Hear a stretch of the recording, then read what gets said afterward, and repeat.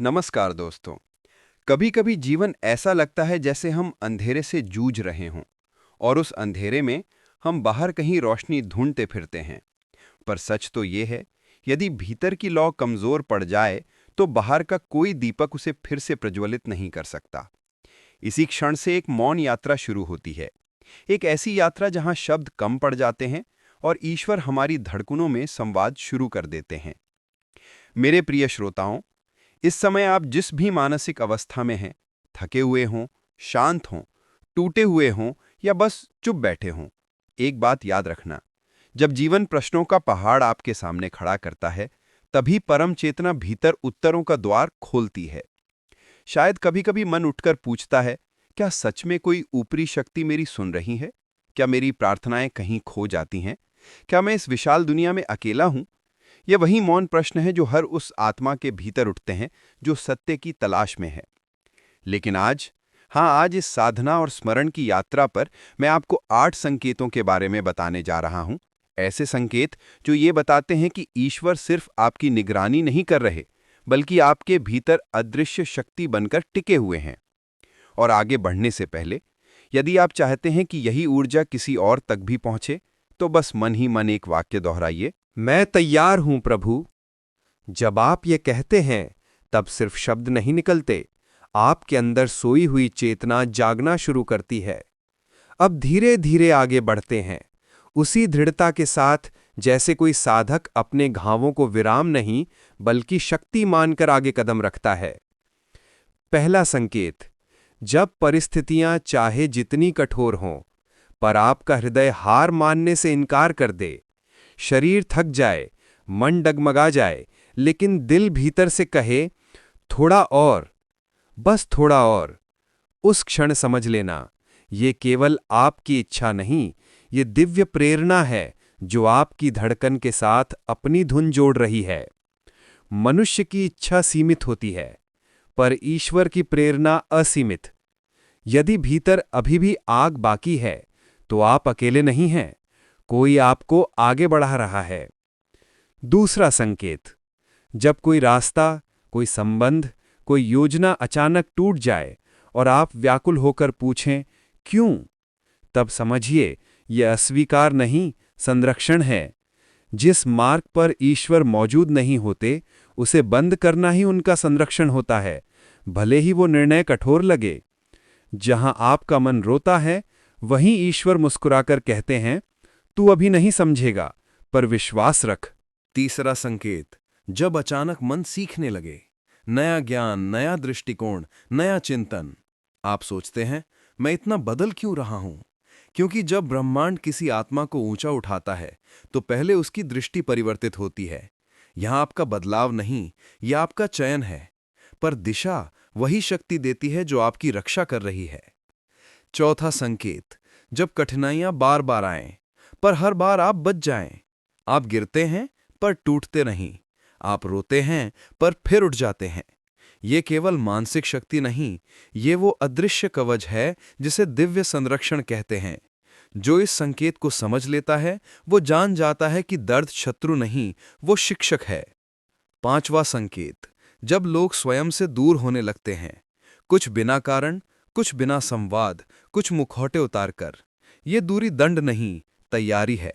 ईश्वर जब आत्मा को ऊंचा उठाते हैं, तो वे पहले भीड़ हटाते हैं, क्योंकि आत्मा की आवाज शोर में नहीं, एकांत में सुनाई देती है।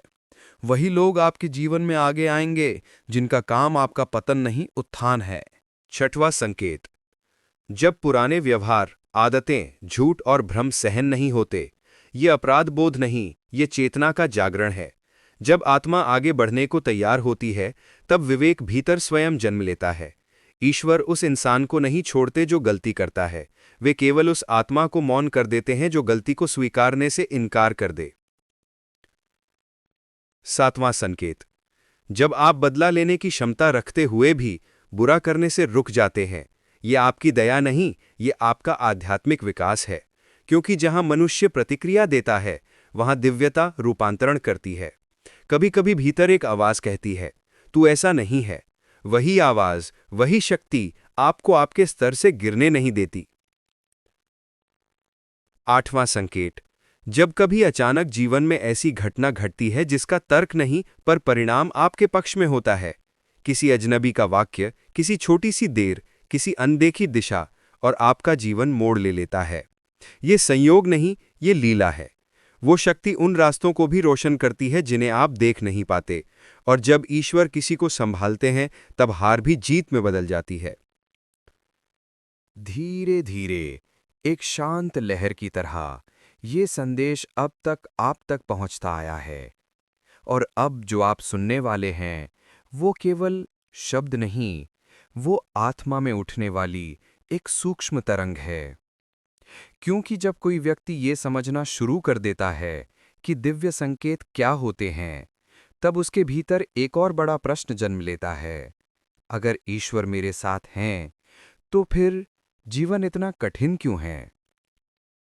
ये सवाल सदियों से मनुष्य के हृदय को बेचैन करता आया है, और आज मैं आपको इसका सबसे सच्चा, सबसे गहरा उत्तर देने वाला हूं। सुनिए, कठिनाइयां इसलिए आती हैं क्योंकि ईश्वर हमें परखते नहीं, वे हमें तराशते हैं। कोई तलवार चमकदार नहीं बनती जब तक उस पर अनगिनत बार प्रहार न हो। कोई दीपक उजाला नहीं देता जब तक उसकी बाती आग में काली न हो जाए। और कोई इंसान मजबूत नहीं बनता जब तक जीवन उसे तोड़कर फिर से नया रूप न दे। ईश्वर आपकी पीड़ा देखते हैं, लेकिन तुरंत रोकते नहीं, क्योंकि यदि वे हर समस्या हटाना शुरू कर दें तो आप सीखेंगे कैसे? आप उठेंगे कैसे? आप वो धैर्य, वो हिम्मत, वो आत्मबल कैसे विकसित करेंगे जिसके लिए आप जन्मे हैं? सच्चा भक्त वो नहीं जो आसान रास्तों पर चलते हुए ईश्वर को धन्यवाद दे। सच्चा भक्त वो है जो कांटों पर चलते हुए भी मुस्कुरा कर कहे, प्रभु, मुझे भरोसा है, ये मार्ग आपने ही चुना है और इसके अंत में मेरी आत्मा की जीत है। अब सोचिए, जीवन ने कितनी बार आपको गिराया, कितनी बार परिस्थितियों ने आपका दिल तोड़ा, कितनी बार रातें रोते हुए बीतीं, कितनी बार मन ने कहा बस अब और नहीं। लेकिन फिर भी आप उठे, आप चले, आप लड़े, और आपने दुनिया के सामने मुस्कान रख दी, जबकि अंदर तूफान चल रहा था। क्या ये सिर्फ आपकी शक्ति थी? नहीं, ये वो मौन शक्ति थी जो आपके कंधे पर हाथ रखकर कहती रही, अभी यात्रा समाप्त नहीं हुई। मैं तुम्हें उस स्थान तक ले जाऊंगा जहां पहुंचने की तुमने कभी कल्पना भी नहीं की।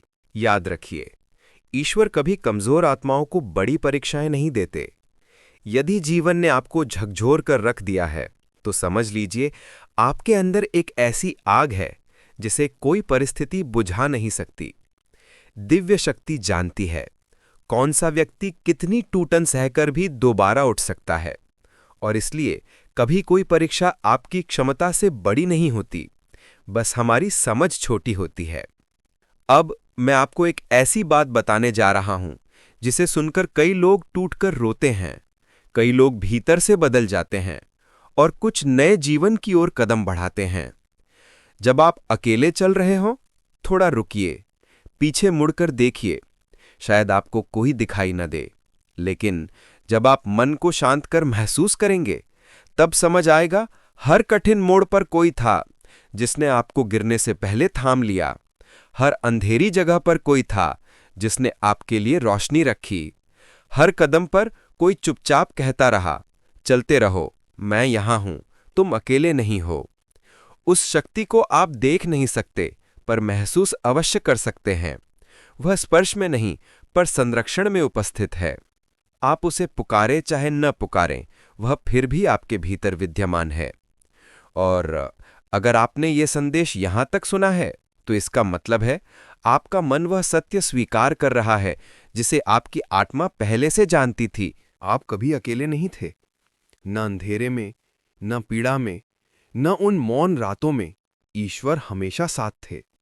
अब एक अंतिम बात जो आपके जीवन की ऊर्जा बदल सकती है।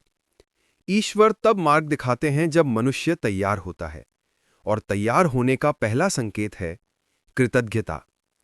जिस दिन सुबह आंख खुलते ही आप दिल से कहेंगे, प्रभु, आज का दिन देने के लिए धन्यवाद, उसी दिन भाग्य का द्वार धीरे धीरे आपके लिए खुलना शुरू होगा। क्योंकि ईश्वर उन दरवाज़ों को खोलते हैं जिन पर मनुष्य की नज़र भी नहीं जाती। और एक बार वो दरवाज़ा खुल जाए तो दुनिया की कोई शक्ति उसे बंद नहीं कर सकती। तो अब यदि इस संदेश का कोई हिस्सा आपके हृदय को छू गया है, यदि कहीं भी आपको अपना जीवन नजर आया, तो चुप मत बैठिए। ये कोई वीडियो नहीं था, ये आपकी आत्मा के लिए ईश्वरीय संकेत था। और यदि आप तैयार हैं तो धीरे से मन ही मन कहिए, प्रभु, मैं आपके मार्ग पर हूं। यहीं से आपकी आध्यात्मिक यात्रा शुरू होती है। धन्यवाद।